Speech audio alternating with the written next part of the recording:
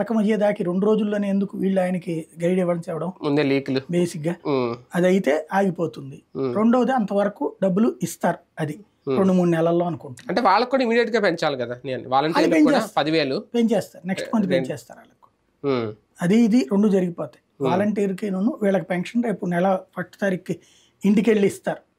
కాకపోతే చిక్కని చిరునవ్వు ఉపన్యాసం బదులు ఇంకేదన్నా ఇస్తారేమో, మేము మాట నిలబెట్టుకున్నామని. కానీ అది అంతే నడుస్తుంది. మేబీ వెనకాల తెలుగుదేశం లోకల్ లీడర్లను కూడా వెళ్ళమంటారేమో వీళ్ళ దగ్గరికి, ఎందుకంటే ఇప్పుడు ఇది చూశారు కాబట్టి. అది చూడాలి, నెంబర్ 1 ఆస్పెక్ట్. నెంబర్ 2 వచ్చేటప్పటికి అంటే ఈ 2 పక్కన పెడితే మూడోది 1,500 రూపాయల మహిళలకు కూడా ఒక 3 నుంచి 4 నెలలు పడద్దేమో అనుకుంటున్నాను. ఎందుకంటే అన్నిళ్ళని డిసైడ్ చేయాలి. ఇప్పటికే వాళ్ళ దగ్గర ఒక డేటా ఉంది, డేటా ఉంటది. దాని ప్రకారం ఇచ్చేసేటట్టు అయితే నెక్స్ట్ మంత్ ఇంప్లిమెంట్ చేసి వాలంటీర్లకు అప్పచెప్పాలి కదా యాక్చువల్గా.